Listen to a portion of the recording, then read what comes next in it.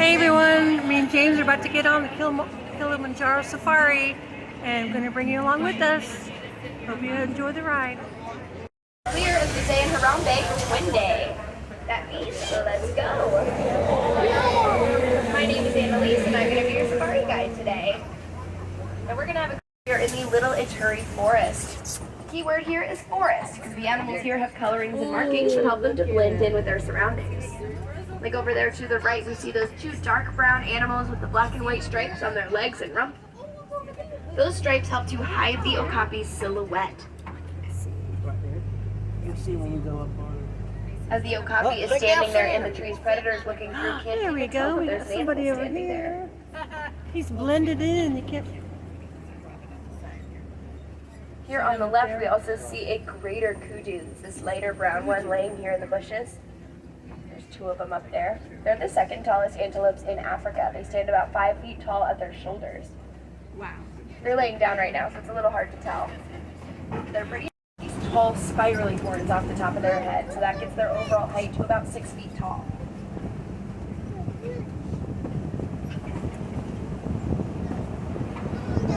Nobody home. Over here on the left, I can see a black rhino leaning right here against the cliffside. Oh my gosh! There's one of less than 5,000 black rhinos left in the whole world. Despite having no natural predators, they are critically endangered as they're heavily poached for their horns. But while rhino horns have been thought to have magic or medicinal powers, they're actually made of keratin, which is the same stuff that makes up our hair and fingernails. So at the ends of all of our fingertips, we have our very own set of teeny little rhino horns. Oh, I Up here got on this the guy. right, these copper-colored animals are called bongos.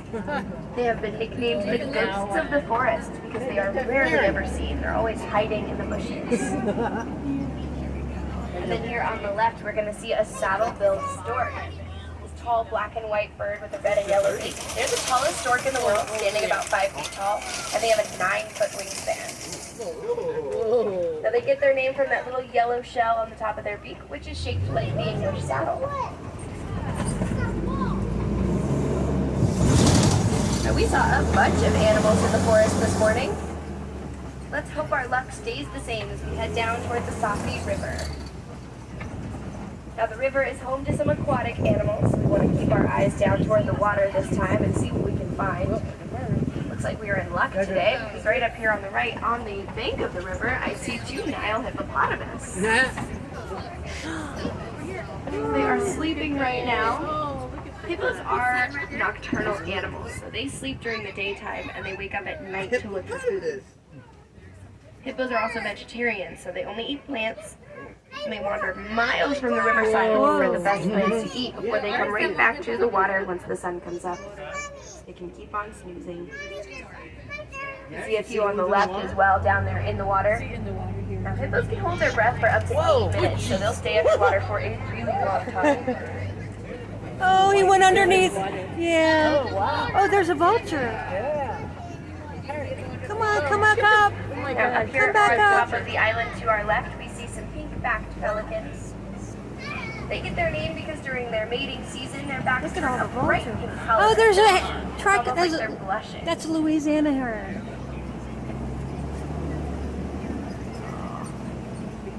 Did you see that bird? He went right above the roof. Yeah, he... On the backside of that waterfall, we're going to see some Nile crocodiles. Oh, look at them. They're the largest crocodile in Africa. They can weigh Oh, we about got one real close. 500 pounds and be up to 20 feet in length. They also have some of the most powerful jaws in the world. There's over 3,000 pounds of pressure per square inch when they bite down. They are incredibly strong, but they have been known to carry their eggs in their mouths without breaking them. They can be delicate when they want to, but I don't think we should try and test it. As we climb up this hill, we are going to leave the Safi River Valley and head on over towards the savannah. The savannah is the largest section of the reserve, and this is where we find some of the most popular animals like giraffes, elephants, and lions. So we will definitely keep our eyes open and our fingers crossed. Yay, I see a giraffe! Familiar faces today. Oh, look at that. already see some animals as we come out over the hilltop here. Don't worry though, we're going to circle all the way around and try to get as close as we can here in just a few minutes.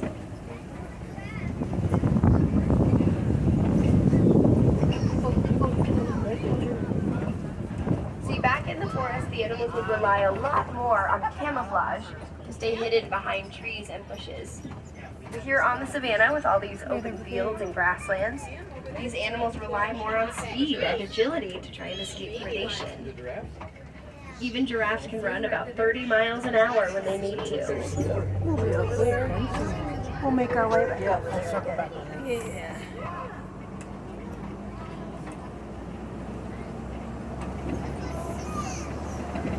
There's a squirrel. What we got, Channel? To our left, we can see a couple of African The dogs! dogs. The dog! There's one laying right here by this tree limb.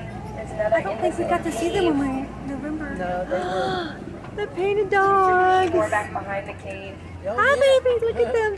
But they're also known as the He's in painted there. dogs because of all the little patterns and Oh my colors goodness! on Look their how coats. close he is. Even though both their names have the word dog, they're not dogs at all. they're- In fact, they're they're- more closely related to foxes than dogs. Yep. But they have a very strong pack mentality. They do everything together. They snuggle There's a together, zebra! they play together, and they hunt together. They're some of the most successful hunters in Africa because of their abilities to work as a team. Over here to the left, we see we see one giraffe, and then we see some Hartman's mountain Dang, zebras. that's close. Now, this is the only species of zebra that has a dewlap, which is this little flap of skin hanging under their neck, which helps them to regulate their body temperatures. Oh, I don't see. That's not Zoom, is it? Hey, what's up, House? This one right here walking toward us. This one Hi! Oh my goodness. born in May of last Hello. year, still brown on his face, and on his ankles. Giraffe to the left. Was that the mom and dad? Was that? I know there was a baby zebra just Zoom. I think that was his name. We see quite a few more giraffes coming up here on the left and right sides of the truck. A group of giraffes is called a tower, which is fitting because they're the tallest animals in the world. Oh wait. A full-grown giraffe can stand 18 to 20 feet tall. You see one here on the right. This one's a little bit smaller than the others. He's not small, he's almost 10 feet tall, but he's smaller than the others still. He was born in June of last year, so he's still less than a year old as well. When he was first born, he was about 6 feet tall, so he will have tripled in size once he is fully grown.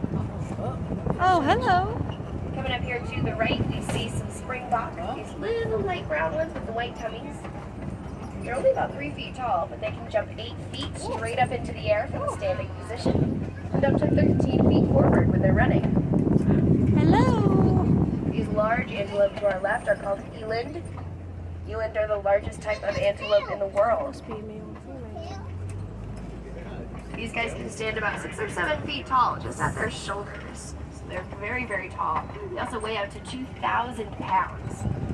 So they are massive. But they're all muscle because they can also jump about 6 feet up into the air.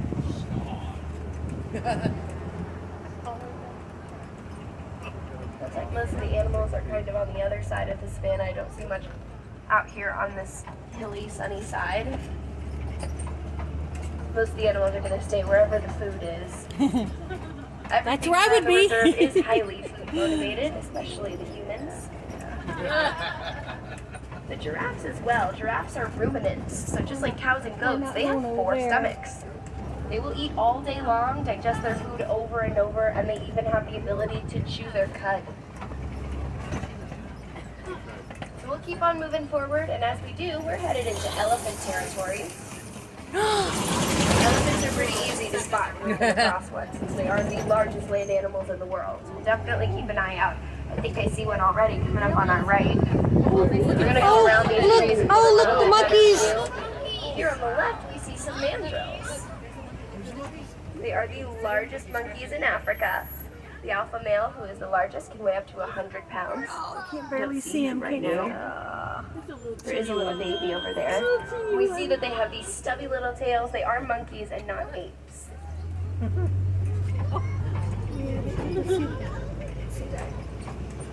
elephant And too then over good. here on the right, we should get a little bit better view of that elephant again. Hey. Right here through these trees. Oh yeah, he's showing us his good Yay! side.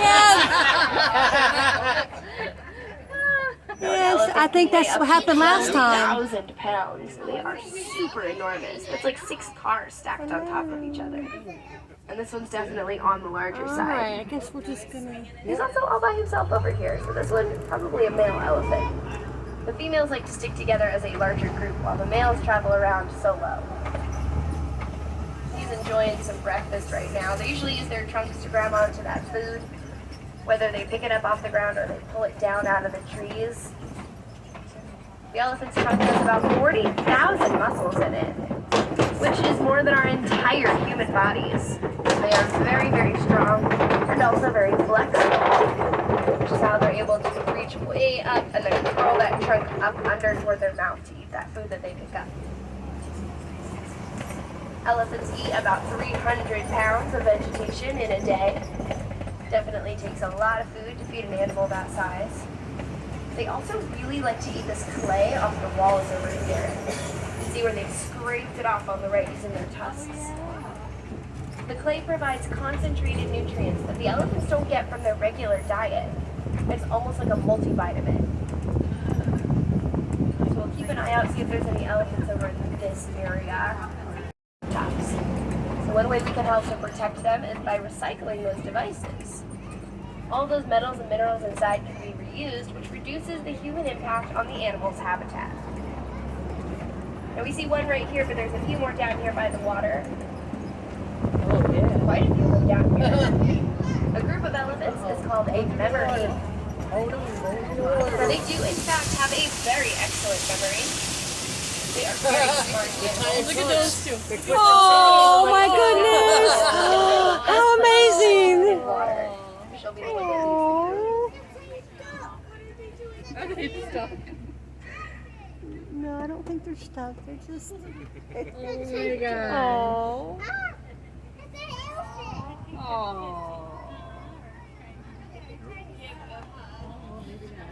Okay, let's stop. Now she's like, I'm done. Yeah, that's it. I'm done.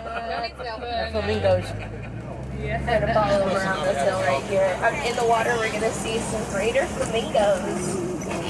This group of flamingos is called a flamboyance. Now, the greater flamingo is the largest and the lightest shade of pink out of all the flamingo species. They get their pink color from their diet, which consists mostly of brine shrimp. Those are little microscopic shrimps that float around in the water. Oh, here they come. Shrimp are rich in a mineral called beta-carotene, which gives them that beautiful pink color, as well as their lovely smell. There's another one. Somebody's coming to bust it up. Yeah.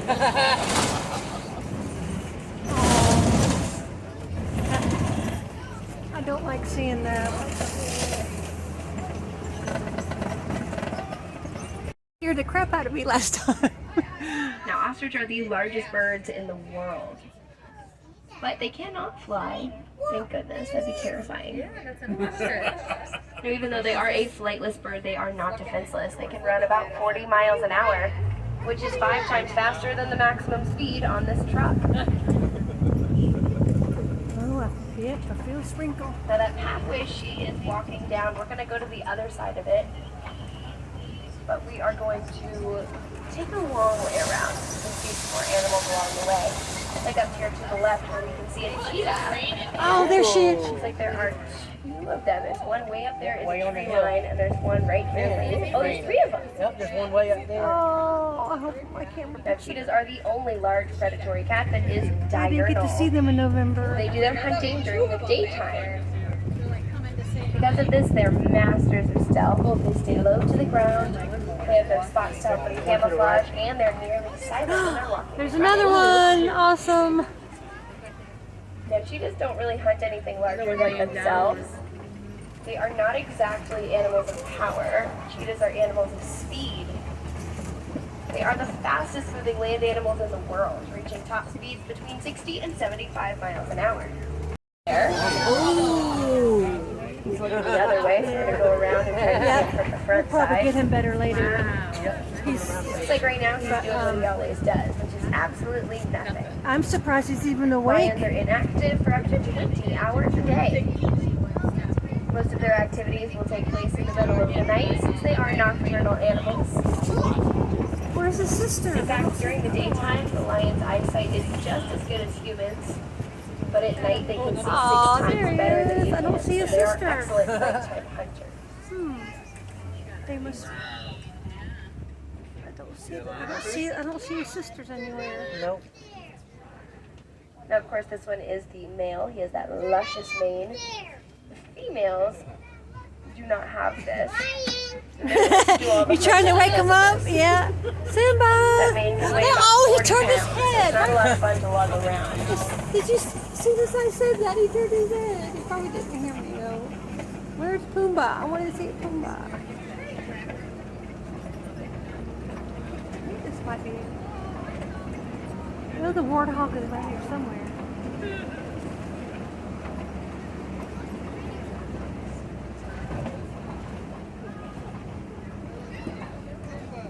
Right here to the right, we see a little pile of eggs. Those belong to that ostrich we saw before. They do lay a lot of eggs. The ones here are all females. There's no males here. They've got these brownish grayish feathers, while males are going to have black feathers and white tails. So they lay a lot of eggs, but the eggs don't hatch. They are very sturdy, however. They can weigh about 3 pounds each. There's Pumbaa! Yay! Look at that. See a few warthogs here on the left. There's one right here, and then there's one. Or there's 2 right there. There's one right here, sleeping by the still rock. Oh, you see his tusks sticking out barely. Warthogs are actually the largest of the burrowing animals, so they like to dig little holes using those tusks. That's where they bury all of their food and goodies. Now, as we keep moving forward, we are leaving the savanna area. These trees keep getting more and more dense. We're entering the last section of the reserve, which is called Magadi Glen. Magadi means spring or geyser, so this is the perfect place for us to set up a warden post. We are currently raising some Nigerian dwarf goats over here. You see them on the left. Oh, look at how cute he is. They did just have some babies too. Oh, look at how cute. Now, they only get to be about 2 feet tall. They are dwarf goats. They originated in Nigeria, where their name comes from, but they can now be found in almost every part of the world. And they're a fully domesticated species. They're not really found in the wild anymore. They're raised primarily by farmers for their milk, which is very sweet and often gets made into cheese. Eating that cheese means relying less on the wildlife for food. So raising the goats has helped quite a few people to live a little more in harmony with the nature and the wild animals around them. Now the gate we just passed through is going to mark the very edge of the Harambe Wildlife Reserve, which means that we are headed back toward the village and our journey together is coming to an end. Now I am going to bring you all the way back up and drop you off at the same place where I picked you up. That way anyone who left anything behind on the dock will be able to retrieve their items. Now when I drop you off, you are going to be right inside the Gorilla Falls Exploration Trail. So if you head down the ramp off of the dock and then you make a left, that'll take you further into the trail where you can see even more animals like monkeys, meerkats, naked mole rats. There is an aviary over there, some underwater viewing for hippos, and of course gorillas.